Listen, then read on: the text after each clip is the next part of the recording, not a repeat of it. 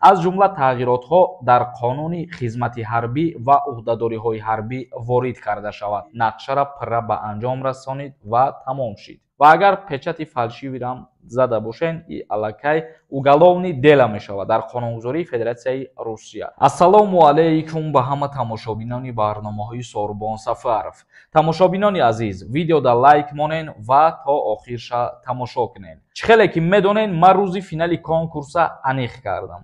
600 донаи дигар билет мондагиай. Нафарое ки тамошо кардесен, як бори дигар ҳаракат кунен, ҳозир билет бихарен, ҳамин билетҳои мо тамом шава, хуб мешава.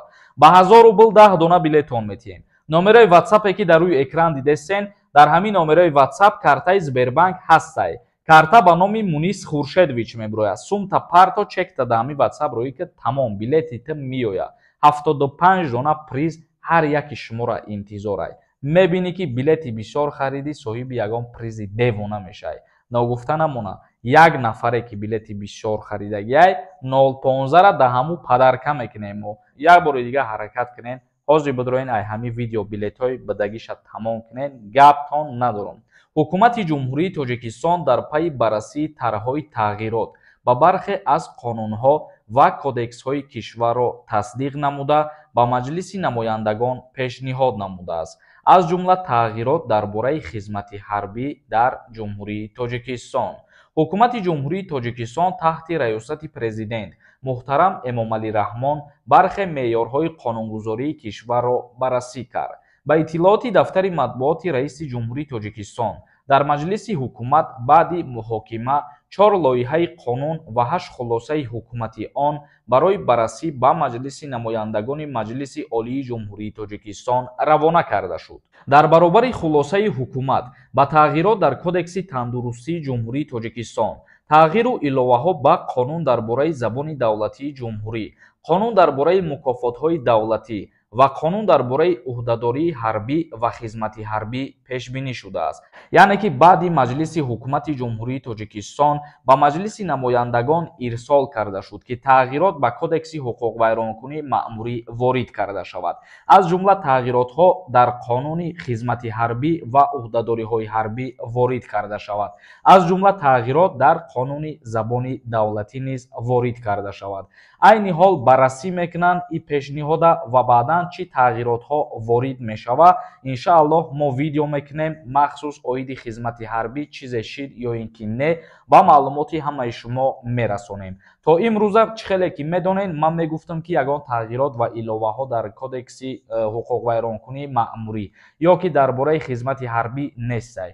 вале имрӯз пешниҳод шид ва интизор мешавем ки чӣ навгониҳо ворид карда мешавад ба қонун. тамошобинони азиз, акнун комментарияҳои шуморо мехонем ва ба саволҳотон ҷавоб мегардонем. бо диққат то охирша тамошо кунед. доруҳои табиӣ аз ширкати Шифофармо барои шумо.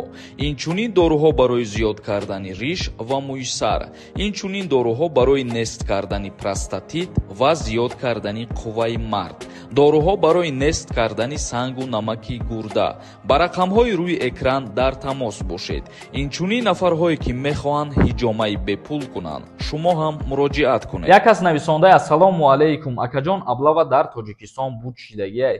бале, ба охир расидагиай. даъваткунӣ ба хизмати ҳарбӣ ба анҷом расид. аз ҷумла Дина вилояти Суғд офиtsiально эълон намуд ки нақшара пурра ба анҷом расонид ва тамом шид. хушнуд нависонда: Сорбон бародар, илтимос маълумот деҳ. ман гражданини РФ дорам, дар Тоҷикистон хондагиам, военӣ кафедра дорам, военӣ билет. вақте ки дар Тоҷикистон зиндагонӣ кунӣ, қонунгузории ҷумҳурии Тоҷикистон дар бораи хизмати ҳарбӣ ва ӯҳдадориҳои ҳарбӣ ба ту тааллуқ дорад. а вақте ки ту дар Россия зиндагонӣ кунӣ, дар уҷа истиқомат кунӣ, дар ин ҳолат қонунҳои Русия ба ту тааллуқ доранд. як каси дигар нависонда: ассалому алайкум ака, марде ки ду кӯдак дошта бошад ва кӯдакҳо ба ному фамилияи мард бошанд, лекин ЗАГС надошта бошӣ, мебаранд хизмат? не, намебаранд. дар ҳолате ки фарзандо ба ному фамилияи падаранд, дар ин ҳолат ба хизмат намебаранд. видео инста нависонда: ассалому алайкум ака, хизмати алтернативӣ як моҳ мерӣ?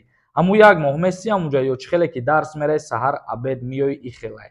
не, ихели нестай. як моҳ дар ҳамун част меисти ва дарсҳои ҳарбӣ мехонӣ. баъди як моҳ военӣ билета мегирӣ, тамом ҷавоб мешавад. афзалшо нависонда: чанд рӯз пеш аз тамом шудани патент ва регистратсия граница гузарем.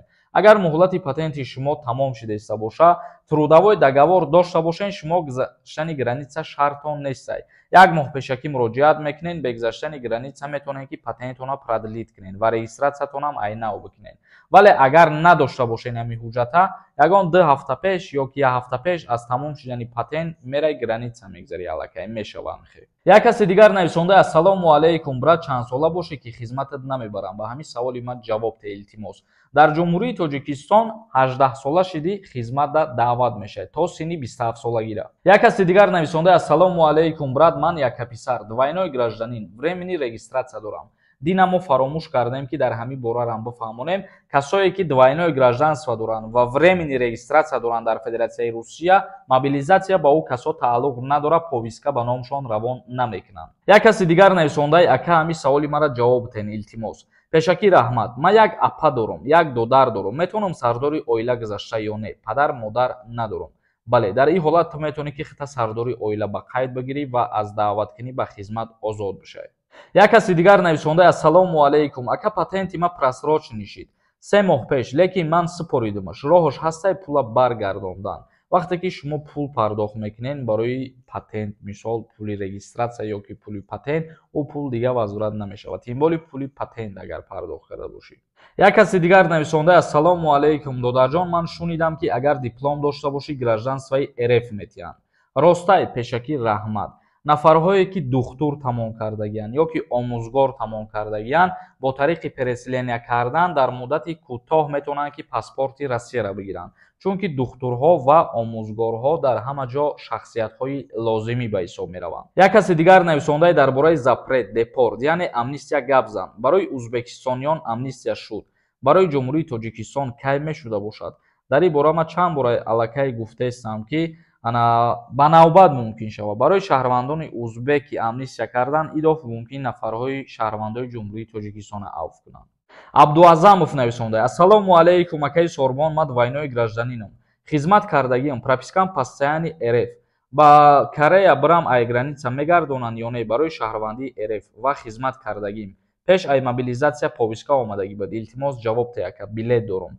дар ҳолате ки ба номи ту инами моҳи май ё ки моҳи апрел повистка омада боша, бале, мумкин нестае ки ту аз Россия берун бубурӣ, имкон ҳастае ки тура бигардонанд. марҷона GM нависонда: салом акаи Сорбон, 322 статья чӣ шиданаш мумкин ай? незаконӣ пересекат кардан. ҷавобша интизорум ака. яъне ки ғайриқонунӣ убур кардани марзи Федератсияи Русия метавонанд ки дар қисми аввал шуморо ҷарима таъин кунанд ва дар қисми дуюм дар ҳолати пардохт накардани ҷарима то 9 моҳ аз озодӣ маҳрум кардан ба ҳисоб меравад. шумо ғайриқонунӣ ки дуромадем, паспорти шумо печат надорад ва агар печати фалшивирам зада бошен, и аллакай уголовни дела мешавад дар қонунгузории Федератсияи Русия. тамошобинони азиз, видеоро ҷамъбаст мекунем то наворҳои оянда. худованд ҳамаи мо ва шуморо нигаҳбон бошад.